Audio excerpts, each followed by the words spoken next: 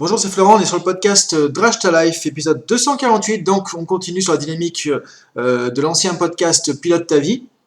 Ce que j'ai expliqué la dernière fois, donc de la transition entre Pilote ta vie et Drage ta Life. Donc, après plus de 246 épisodes, plus de 460 000 écoutes dans 90 pays, voilà, on change la dynamique. Alors, on reste avec une dynamique qui va rester, disons, axée sur le développement personnel, professionnel, le coaching, la PNL, les neurosciences, et on va ajouter aussi un peu le côté développement spirituel. Alors justement, pour te montrer que le développement entre guillemets spirituel, la philosophie plutôt védique ou ancienne de l'Inde, des choses comme ça que je pratique moi pas mal aujourd'hui maintenant à titre plutôt personnel et que je veux partager avec toi, c'est pas simplement des choses qui sont entre guillemets ésotériques, mais on peut en faire des choses concrètes au quotidien. C'est pour ça, tu me connais, si tu me suis depuis des années, tu sais comment je fonctionne, que j'aime bien les choses qui sont pratico-pratiques, qui sont carrées, qui sont scientifiques, qui sont vraiment efficaces. Et donc, tout ce que je veux simplement, c'est partager d'autres choses avec toi dans cette même dynamique, tout simplement. Donc aujourd'hui, on va parler, justement dans cet épisode 248, des 4 buts de la vie, d'après la philosophie védique, la philosophie indienne. Donc, en fait, la philosophie, la spiritualité qu'il y a derrière la pratique du yoga, la pratique de l'Ayurveda. Donc, des choses qui sont assez connues maintenant quand même. Alors, le yoga, souvent, même, je dirais trop souvent, pour le côté physique, le yoga, c'est pas juste du sport, c'est pas juste des pratiques physiques, c'est tout un état d'esprit, tout un mode de vie derrière. Et donc, ce mode de vie s'appuie notamment sur la philosophie védique, qui vient des Védas, des textes anciens de l'Inde, qui remontent à 4 ou 5 000 ans dans le passé. Et il y a toute une philosophie, il y a toute une compréhension du monde, une philosophie de comment on peut vivre sa vie d'être humain de manière épanouie, de manière riche de sens. Et c'est tout à fait actuel dans la vie d'aujourd'hui. C'est-à-dire que je dirais même que cette spiritualité, elle est encore plus importante, encore plus vraie dans le monde dans lequel on est aujourd'hui, justement. Et c'est pour ça que j'ai envie de partager tout ça avec toi. Donc on va voir dans ce podcast quels sont, d'après cette philosophie, justement, les 4 buts de la vie et comment toi, dans ta vie personnelle, professionnelle et voire spirituelle, effectivement, ça peut te concerner et comment ça peut t'aider même à avancer dans ton quotidien. Donc dans ce podcast, tu vas retrouver aussi donc une fiche PDF. Je t'invite à aller sur drashtaschool.com. Le podcast, il est toujours au même endroit. Donc, alors, il n'y a pas les 200 et quelques épisodes, mais il y a, je pense, une vingtaine ou une trentaine d'épisodes avec le contenu, les fiches PDF, tout ça aussi. Parce que j'ai commencé ça assez récemment, le Drashtaschool. Et donc, je t'invite à y aller. Pourquoi ? Parce que tu vas retrouver une fiche PDF de 12 pages qui va reprendre les points clés de ce podcast, qui n'est pas forcément évident. J'essaie de simplifier les choses, encore une fois, au maximum. Et aussi une vidéo. Tu auras une vidéo d'auto-coaching pour t'aider à mettre en place un plan de coaching pour toi dans ta vie pro ou perso pour commencer à appliquer tout ça. Donc voilà de quoi on va parler aujourd'hui. Donc des 4 buts de la vie d'après la philosophie védique. Donc ces 4 buts, alors c'est pour ça que je t'invite à vraiment aller chercher le podcast parce qu'il y a des termes qui sont un peu techniques, c'est des termes qui viennent du sanskrit. Le sanskrit, c'est le langage sacré, le langage millénaire de l'Inde et qui dans lequel on retrouve justement toute la philosophie du yoga, les noms des postures de yoga, tu vois, des techniques de yoga comme par exemple le pranayama, les asana, qui veut dire posture, etc. Tout ça, c'est du sanskrit. Et donc évidemment, je vais te donner quelques termes là-dessus, et je t'invite vraiment du coup à aller chercher le PDF, tu auras les points clés, ce sera beaucoup plus simple, c'est comme un petit book que je t'ai fait, tu vois, il y a 12 pages, plus la vidéo de coaching. Donc sur drashtaschool.com, tu peux retrouver le lien. Même si c'était sur iTunes, Spotify, tout ça, tu as le lien du site à chaque fois. Donc vas-y, c'est gratuit, tu peux t'inscrire. Tu auras accès à plein d'autres choses, d'autres contenus gratuits aussi. Alors, c'est quoi les 4 buts de la vie d'après la philosophie védique, justement ? C'est d'abord, il y a Dharma. Donc en fait, il y aura Dharma, Artha, Kama et Moksha. Ça va pas te parler beaucoup, effectivement, que je te dise ça comme ça. Alors, si tu connais un petit peu le yoga, tu as déjà peut-être entendu parler un petit peu de ça. Donc en fait, c'est 4 concepts qui sont issus de cette sagesse de l'Inde. On appelle ça les 4 Purushartha, justement, les 4 désirs humains fondamentaux, ou les 4 buts de la vie, ou les 4 objectifs de la vie fondamentaux. Donc c'est des concepts qui sont pas évidents, c'est très riche, très dense, très spirituel, donc je vais peut-être résumer de manière peut-être un peu moins efficace ou pédagogue que l'aurait fait un enseignant des Védas, du yoga, etc., qui fait ça depuis des années. Moi, le but, encore une fois, tu sais ici, c'est de démystifier les choses, de concrétiser un peu les choses. Donc, voilà, c'est des concepts qui vont pouvoir t'aider dans la vie aussi au quotidien. Donc, le premier concept, c'est quoi ? C'est Dharma. Dharma, en fait, ça vient du sanskrit, ça veut dire littéralement à peu près établir. En fait, ça veut dire quoi ? Ça fait référence à ce pourquoi on est né quelque part. C'est-à-dire en gros, le dharma, c'est un peu ton chemin de vie, c'est le chemin que tu vas pouvoir faire qui va t'amener à être une personne stable, productive, épanouie dans ta vie personnelle, professionnelle. Tu vois, en fait, on pourrait dire que le dharma du soleil, c'est quoi? Bah, c'est de briller, c'est de nous envoyer sa lumière. Le dharma d'une vache, bah, c'est effectivement, par exemple, de faire du lait. Tu vois, je prends des exemples tout bêtes, mais souvent les Indiens utilisent des exemples comme ça du quotidien pour comprendre les choses aussi. Et donc voilà, le dharma, c'est ce pourquoi on est fait. Et si on revient sur du coaching, tu vois, on pourrait dire que c'est la meilleure version de toi-même, comme on dit souvent en coaching, en PNL, en neurosémantique ou autre. Donc c'est, en gros, si on part du principe qu'on est ici dans une incarnation, dans une vie actuelle pour faire quelque chose, pour réaliser quelque chose, bah c'est en gros le pourquoi tu es là pour réaliser quelque chose. Donc qu'est-ce que tu vas réaliser dans ta vie? Et quand tu es sur ton chemin de vie, sur ce dharma, entre guillemets, c'est là que tu vas être le plus épanoui possible, à la fois dans ta vie personnelle, professionnelle, parce que moi je crois effectivement depuis toujours que je fais du coaching, que chacun a un rôle unique dans cette vie. On a tous un talent, un potentiel unique et qu'on est là pour le réaliser. Et c'est pour ça que je fais du coaching, pour aider chacun à trouver son propre talent, son propre potentiel. Donc ça, c'est ton dharma. Et donc, c'est ton chemin intérieur à matérialiser à l'extérieur. Et donc, c'est pas juste le boulot, c'est pas juste la carrière, c'est pas, toi, juste quelque chose de réducteur comme ça, c'est, en gros, trouver ton propre chemin de vie, ta manière de vivre, ta manière de vivre à titre personnel, à titre professionnel. Alors, c'est pas évident, mais du coup, effectivement, on peut savoir que quand on est sur ce chemin, sur son dharma, bah, on est en général heureux, épanoui, et les choses sont fluides. Tu vois, on va pas parler non plus de loi de l'attraction, mais quand on parle de loi de l'attraction et choses comme ça, dans des concepts un petit peu, pour moi, des fois, trop peut-être ésotérique ou développement personnel un peu facilitant, entre guillemets, simplement c'est que quand les choses sont fluides, pour moi c'est que tu es en connexion avec ton être profond et avec ton dharma justement. C'est-à-dire que tu remarques qu'il y a des choses que tu arrives à faire dans ta vie, ça marche facilement. Bah, c'est parce que c'est bon pour toi. Il y a des choses parfois tu veux faire avec ton ego, tu dis tiens je voudrais être comme ci, je voudrais être comme ça, je voudrais faire ça. Mais tu sens que c'est un peu plus ton ego qui te force à faire ça parce que tu suis ce que tu dis les autres, le politiquement correct, ce qu'on voudrait de toi ou ce que toi tu as appris, mais c'est pas vraiment le truc que tu sens au fond de toi et souvent ça marche pas parce que t'es pas dans ton chemin, dans ton dharma. Tu vois, c'est ça un peu pour repérer comment tu es par rapport à ton dharma quelque part. Mais le dharma, c'est pas que ça, c'est aussi vivre une vie dharmique. En fait, c'est vivre une vie qui respecte tes valeurs profondes, des principes de vie. Donc, souvent, le dharma, c'est aussi associé à des principes comme toi, le fait d'aider les autres, de faire des choses qui vont pas nuire aux autres, de mettre en place des actions qui vont être bonnes pour toi, bonnes pour les autres, qui vont être bienveillantes, des choses comme ça. Donc, une vie dharmique, c'est aussi une vie qui va respecter les principes de vie qui sont importants pour toi, tes valeurs. Donc, ça veut dire que, en même temps, ça fait écho à un des podcasts que j'ai fait il y a pas longtemps, vivre une vie authentique. Vivre une vie dharmique, suivre ton dharma, c'est aussi vivre une vie qui est authentique par rapport à tes valeurs, par rapport à qui tu es, par rapport à tes principes. Et si on relie ça aux principes de l'univers, bah c'est aussi effectivement chercher à faire des choses qui font du bien, apporter une valeur ajoutée, contribuer à un meilleur monde, toi contribuer à un monde meilleur, des choses comme ça. Tout ça, c'est, disons, vivre une vie dharmique, donc en lien avec le dharma. Et ton dharma à toi, bah, c'est par exemple, je crois que c'est Abraham Maslow qui disait ça, c'est un musicien est fait pour faire de la musique. Un peintre est fait pour faire de la peinture.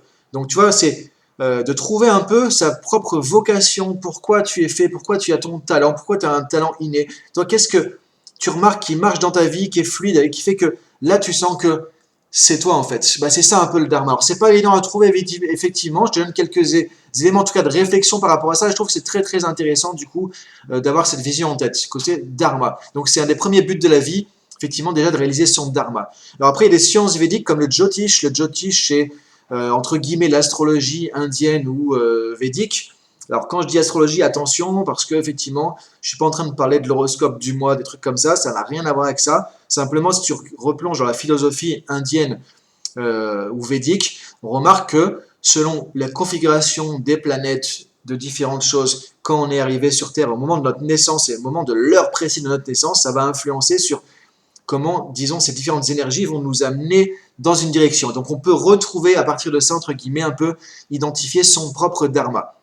J'en dis pas plus, j'en dirai plus un peu plus tard par rapport à ça. Donc évidemment, c'est des choses qui sont intéressantes, qui sont scientifiques, alors pas scientifiques au niveau occidental du sens du terme, avec le microscope, des choses comme ça, mais qui sont basées sur vraiment beaucoup d'observations, notamment astronomiques. Donc ça, c'est un autre sujet. En tout cas, donc voilà par rapport au dharma, donc premier but de la vie. Ensuite, deuxième des 4 buts de la vie, c'est l'artha. Artha, ça fait référence à quoi? La prospérité, l'abondance, les ressources. Parce qu'effectivement, déjà, pour avoir une vie épanouie et dharmique, pour vivre des principes de vie qui sont positifs quelque part, qui sont bons pour toi, pour les autres, bah, il faut aussi avoir quelques ressources, tu vois, pour assurer tes besoins. Donc, ce que Maslow qui disait aussi, les besoins d'épanouissement personnel, d'accomplissement, tout ça, ça va après les besoins matériels. C'est-à-dire que si déjà tu n'as pas de quoi avoir une vie à peu près, donc dormir, avoir de quoi manger, de quoi vivre dans les conditions dignes de ce nom, bah, tu ne peux pas forcément penser à de l'épanouissement spirituel. Donc là, c'est la même chose. C'est Artha, c'est le côté prospérité, financier, gagner de l'argent, tout simplement, la prospérité,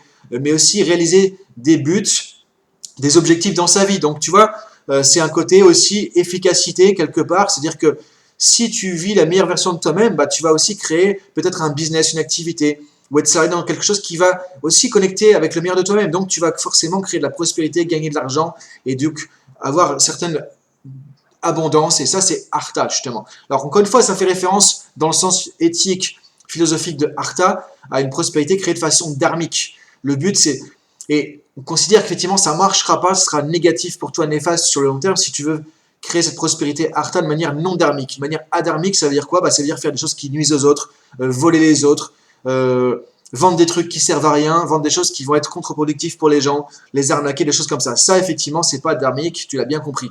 Et donc, par contre, quand tu bases la recherche de Artha sur une vie qui est dharmique, ça va fonctionner, et c'est finalement une prospérité financière qui va t'amener aussi à contribuer à un monde meilleur. C'est-à-dire que si tu fais quelque chose qui te plaît, que ça améliore le monde, ça aide les autres aussi dans quelque chose, bah du coup, plus ça fonctionne, plus tu vas gagner aussi en prospérité, et plus tu vas enrichir le monde aussi avec la valeur que tu apportes. Donc ça, c'est vraiment la vision védique de la vie, et la vision védique de réussir sa vie aussi, parce qu'il n'y a pas de problème avec l'argent, il n'y a pas de problème avec la prospérité, tout dépend, encore une fois, de l'intention derrière.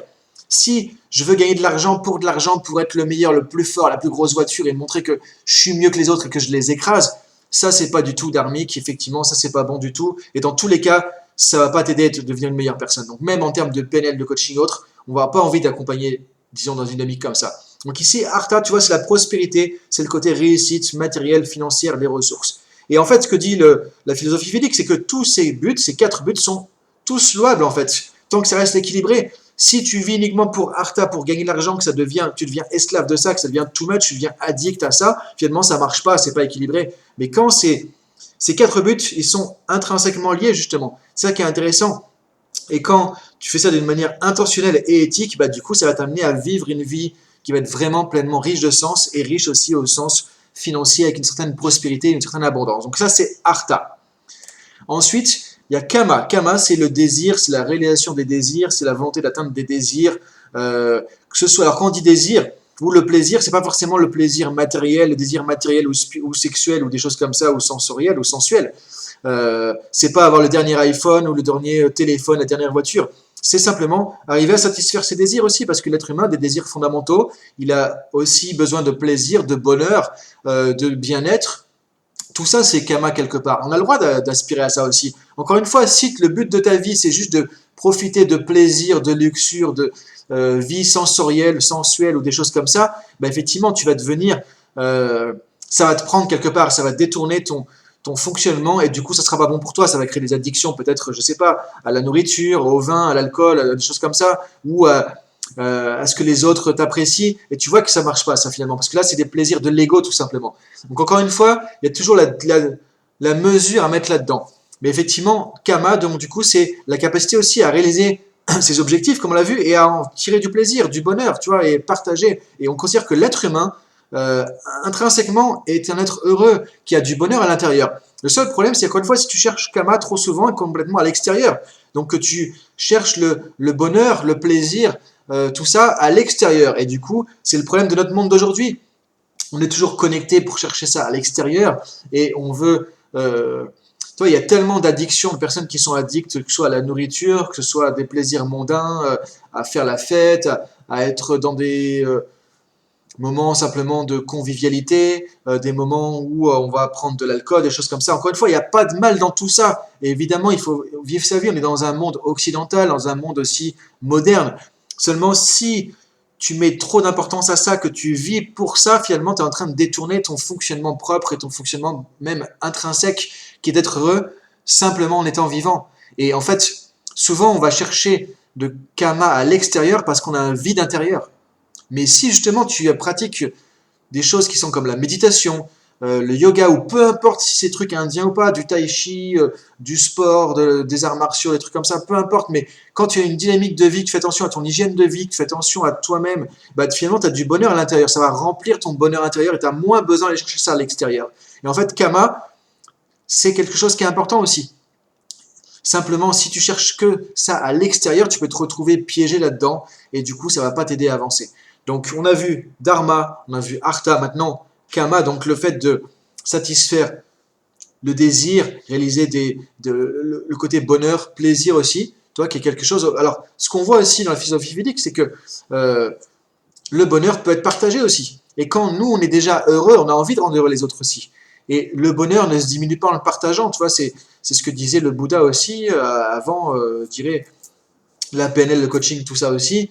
Simplement, le bonheur ne se diminue pas en le partageant, comme une bougie peut servir à allumer des centaines de bougies, tu vois. Bah, quand toi, tu es quelqu'un qui est heureux, qui est épanoui, parce que tu vis pleinement ton dharma et que tu peux justement atteindre une certaine prospérité artha, tu peux satisfaire des envies, des plaisirs, voilà, des désirs aussi, qui sont des choses qui ont du sens dans ta vie aussi, parce que tu sais que le vrai bonheur, il est à l'intérieur. Du coup, tu vas propager ça à l'extérieur et tu vas pouvoir rendre les autres aussi plus heureux. Et ça, c'est très intéressant aussi, du coup, dans la dynamique.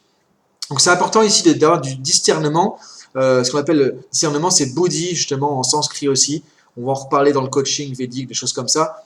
Bah, c'est important d'avoir ce discernement pour discriminer entre les causes de plaisir qui sont extérieures, qui sont factuelles, qui sont factices, qui sont superficielles, et le bonheur, le plaisir que tu peux avoir à l'intérieur de toi-même, tout simplement. Que tu vas retrouver en faisant une activité qui te plaît. Tu vois, un peintre qui fait de la peinture, il est complètement épanoui, heureux, il est connecté à son bonheur intérieur, tout simplement. Quelqu'un qui fait aussi, quand on fait du sport, quand on fait de l'exercice physique, quand on fait quelque chose qui a du sens pour nous, quand on lit un bouquin qui nous intéresse, quand on fait de la méditation, on est connecté aussi, on ressent pleinement ce bonheur intérieur. Donc on n'a pas besoin d'aller le chercher trop souvent à l'extérieur. Et plus tu fais une pratique spirituelle dans ta vie, justement, plus tu vas vers ça. Je te donnerai des clés évidemment par rapport à ça plus tard. Plus tu vas te rendre compte que ce bonheur, tu peux l'avoir sans rien faire, sans rien rechercher, sans avoir de stimulation extérieure. Et là, tu peux être pleinement heureux justement. Et là, tu es dans un kama qui est lié justement au dharma, à ton dharma, et tu vas pouvoir justement vivre une vie beaucoup plus riche grâce à ça, et être beaucoup moins dépendant de toutes les choses qui sont extérieures, par lesquelles on devient souvent addict dans le monde d'aujourd'hui justement. Donc on a vu dharma, artha, kama, et maintenant, le dernier point par rapport à ça, c'est moksha. Moksha, c'est, si on prend la philosophie védique, le but de l'existence, c'est la libération spirituelle, la transformation. C'est se libérer de notre illusion, de libérer de notre ignorance, se libérer de l'ego aussi. Donc ça, c'est le but de tout travail spirituel, mais aussi de tout travail de coaching. Quand on dit qu'on fait du coaching, de la PNL pour des neurosciences, par exemple, des choses, tu vois, très carrées, très modernes, pour arriver à la meilleure version de soi-même, c'est ça, c'est aussi moksha, c'est-à-dire que c'est la libération de nos carcans, la libération de nos conditions, la libération de nos croyances limitantes. Et donc, la libération moksha, c'est libérer l'ego pour finalement, quelque part, vivre pleinement cette incarnation et sortir, si on prend la philosophie aussi, finalement, du cycle des renaissances, du karma, etc. etc. Donc ça, c'est d'autres concepts qui sont plus védiques ou hindouistes aussi, on en parlera un peu plus tard. Donc ici, moksha, c'est la libération, c'est la transformation. Et donc, effectivement, si tu utilises d'une mauvaise manière artha et kama, que tu vis une vie qui n'est pas dharmique, tu vois, c'est les trois piliers pour arriver à moksha, bah, du coup, tu vas être l'inverse de moksha, tu vas devenir quelqu'un de égocentrique, par exemple, qui veut accumuler la richesse, qui va être espiègle, qui va être peint, qui veut pas partager, qui veut garder pour soi, qui va être addict à toutes les sollicitations extérieures, tu vois, peut-être addict à la nourriture, des choses comme ça. Et finalement, c'est ni bon pour ta santé mentale, ni bon pour ta santé émotionnelle, ni bon du tout pour ta santé physique aussi. Et malheureusement, si on ne fait pas gaffe aujourd'hui, c'est pour ça que je trouve que c'est intéressant de se poser des questions là-dessus. Et les 4 buts de la vie là sont intéressants pour piloter un peu notre vie. On reste, hein, tu vois, sur pilote ta vie aussi. Si on ne fait pas gaffe à ça, effectivement, bah, on va, dans le monde d'aujourd'hui, on va être happé par ces sollicitations extérieures. On va vivre un artha et un kama qui sont destructeurs pour nous. Et c'est ce qu'on peut voir dans le monde d'aujourd'hui pour tant de personnes. C'est pourquoi il y a tant de personnes qui sont en dépression, tant de personnes qui sont en burn-out, tant de personnes qui sont addictes à plein de trucs. Parce qu'il y a un tel vide intérieur que du coup on est conditionné, presque programmé pour chercher le bonheur, le plaisir à l'extérieur. Et plus on cherche ça, plus on devient addict parce que le plaisir extérieur, on va le chercher, on le prend, on est satisfait. Et une fois que ça y est, on a été satisfait, on a besoin d'encore plus, et encore plus, et encore plus, et encore plus. C'est comme n'importe quelle addiction finalement. Et ça marche pas. Et on n'est pas programmé pour ça. Notre cerveau, notre chimie intérieure, notre chimie, notre biologie, notre fonctionnement spirituel et autant que biologique n'est pas programmé pour ça. Au contraire. Et quand tu vis une vie dharmique, c'est-à-dire que tu reviens à d'autres choses plus franco-françaises, entre guillemets, ou occidentales, tu vois, une vie qui suit des principes de vie, être une bonne personne, etc. Tout simplement, ben, on voit que on a un certain bonheur fondamental qui est là aussi. Et donc, quand tu suis une vie justement dharmique et que tu essayes d'avoir cette prospérité artha d'une façon dharmique aussi, et que kama, le plaisir, les désirs, la réalisation des désirs, tout ça, tu fais ça d'une manière dharmique aussi, d'une manière plus spirituelle. Tu vas voir que tu vas être dans une vie beaucoup plus riche, beaucoup plus épanouie, beaucoup plus sereine aussi. Ce qui n'empêche pas de vivre dans ce monde moderne qui est très axé sur plein de choses, sur un côté commercial, sur un côté marketing, etc. Digital aussi, où les gens sont accros, les enfants déjà aux tablettes, à tous ces trucs-là. Mais justement, si tu cherches à vivre une vie plus dharmique et que tu suis ces différents principes, bah, tu peux aller vers moksha, c'est-à-dire vers l'épanouissement de toi-même, la transformation, la libération. Parce que la libération de soi-même, la libération de ses carcans, de ses propres limitations, de ses propres croyances limitantes, tu vois, j'essaie de rattacher ça à des concepts que tu connais un peu avec le côté coaching PNL, hein, même si c'est beaucoup plus profond que ça encore, parce que c'est aussi se libérer de l'ego, se libérer du soi finalement.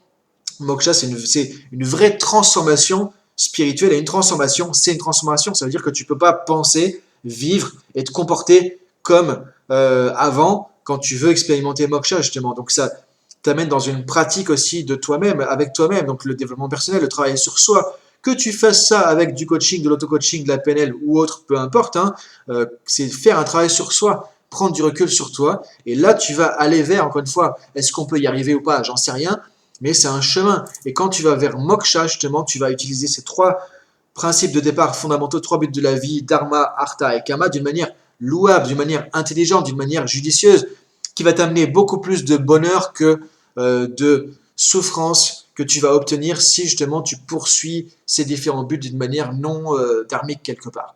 Encore une fois, ce n'est pas des principes judéo-chrétiens pour dire c'est bien, c'est pas bien. C'est juste que tu remarques que si tu vis ta vie d'une certaine manière, bah, tu vois que ça te permet de devenir une meilleure personne et de libérer la meilleure version de toi-même. Et là, tu vis ton dharma, tu vas vers moksha. Et si tu fais l'inverse, tu te remarques qu'effectivement, bah, ça ne donne pas une meilleure personne de toi-même. Et au contraire, et ça va créer juste plus de souffrance et encore plus de souffrance pour toi et du coup aussi pour les autres. Donc voilà, je vais introduire pour toi ces différents concepts. Donc c'est 4 buts de la vie. Maintenant, on va dans la vidéo de coaching où je t'invite à aller sur drashtaschool.com, à prendre le PDF, comme ça tu vas retrouver un petit peu ça parce que je sais que c'est pas toujours évident, ne serait-ce que pour voir comment s'écrivent ces termes, hein, dharma, artha, kama et moksha. C'est des choses qui sont très très très intéressantes, très importantes. Pour moi, là on est un peu dans ce que j'appelle un peu du coaching védique, quelque part, c'est-à-dire du coaching. Dépasser ses limitations, développer son potentiel avec des techniques, tu vois, pas des trucs qui sortent de je sais pas où, et en même temps avec une philosophie qui est intéressante. Pour moi, j'appelle ça un peu du coup le coaching védique, tu vois, quelque part. Donc je t'invite à découvrir un peu plus ça en allant sur le drashtaschool.com, sur le site, la fiche PDF et la vidéo. Et dans la vidéo, je vais te guider pour mettre en place un petit plan d'action de coaching justement pour toi à partir de ces concepts. Donc si tu veux retrouver ces concepts de manière plus détaillée, la vidéo de coaching, tu as un PDF de 12 pages et une vidéo de coaching aussi en accès gratuit sur drashtaschool.com.